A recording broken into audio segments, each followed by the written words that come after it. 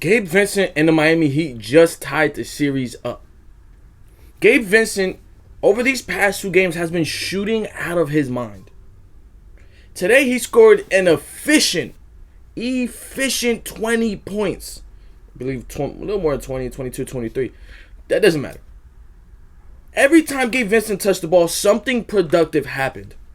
And that is the definition of a role player. When the ball, you're not going to have the ball every time. You're not going to be the playmaker. You're not going to be the focal point of the offense. But when you touch the ball, when you get open off a back screen, when you get open off a backdoor cut, when you get open off a give and go, what are you going to do when you get the ball? And Gabe Vincent, every time he touched the ball in game 2, it seemed as though he made something happen. And we're still waiting for that from Jimmy Butler. He didn't have a bad game. But over the course of this entire game, it felt as though Jimmy Butler was driving, kicking. He, as we've seen over this entire playoff run, has been one of the most aggressive players at getting at the rim. And I don't know if he's noticing a differentiation in refereeing or whatever the case may be, but this isn't the aggressive Jimmy Butler that we have seen in the other series. I mean, Jimmy Butler, carried the Miami Heat throughout those first 2 series. And now his supporting players are starting to catch serious fire. Serious fire. I mean, it's like this Miami Heat team is rolling on all cylinders. Last game, it looked like it might have been a 4-game series. It looked like Denver was going to run away with it, but Miami made sure that didn't happen. I mean, Denver did what they could do, or Jokic at least. Nikola Jokic is incapable of a bad game. He's just not. Because he is so good at all aspects of the game to the point where he isn't shooting good. He is going to get other people open and they are going to hit shots. And once you sag off of Jokic again, that is when he flips the switch and begins attacking you. His IQ is so high when it comes to basketball that even when he isn't shooting the hottest, he knows how to still be the most effective player on the court. Miami Heat made the adjustments that we all knew they were going to make. We know Spoelstra was going to come into this game with different looks. And I mean, 10 players in this NBA Finals game got minutes. I feel like you don't see that too often. You often see the rotation crunch up. You see 6, 7 guys all gassed. But no, Miami Heat went deep today. Giving different looks here and there. Throwing different rotations here and there. Throwing different matchups here and there. And Kevin Love seemed to irritate Aaron Gordon a lot. And the rest of the Nuggets. You add Michael Porter Jr. not being able to find the groove throughout this game, and Miami took the opportunity and ran with it. They were down at a point. They were down going into the 4th. But they outscored Denver 36-25 in that 4th quarter. And for Denver, that just can't happen. Christian Braun, who's a rookie, showed some serious defensive lapses. I believe 3 in a row that caused Mike Malone to call a timeout because Miami scored. Miami noticed. And they scored. And they attacked him 3 times in a row. Scoring on every trip. I don't know. I'm still very confident in the Denver Nuggets. But if Miami found a crack in the defense, if they found a place to slip into, they are going to slip there. They are going to enter. And they're going to try to expose the Denver Nuggets for the small weaknesses that they do have. And for people saying lack of effort, lack of this, undisciplined. This is only the 4th game that Denver has lost this entire playoffs.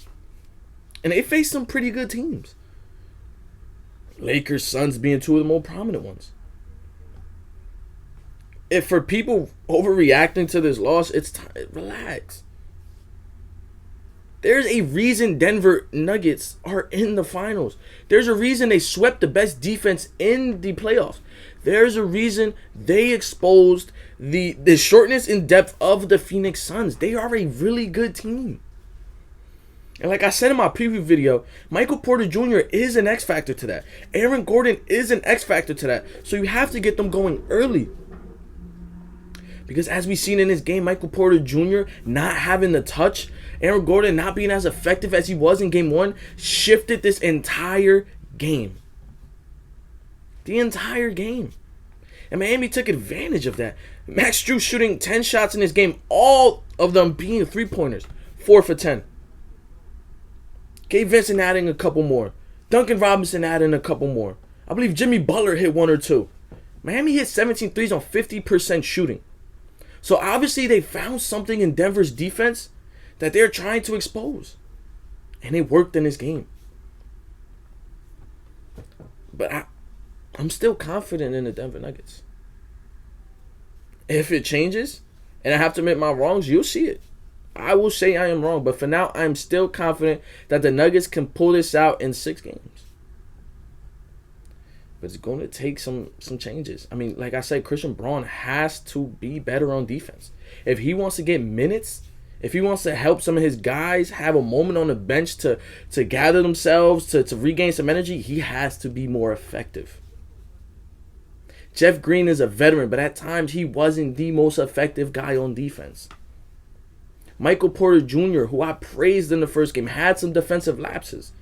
The Denver Nuggets in the fourth quarter were incredibly undisciplined on defense. I mean, KCP fouling Kyle Lowry on a deep 3. You just can't do that in the fourth quarter, in the middle of a run, in the middle of trying to come back. That's a big no-no. And of course, a lot of guys, just try to contest. It's the finals. You want to give your all. And sometimes that causes your discipline to lapse. And that was a bad foul. I mean, when I seen that, I said, that shifted the game.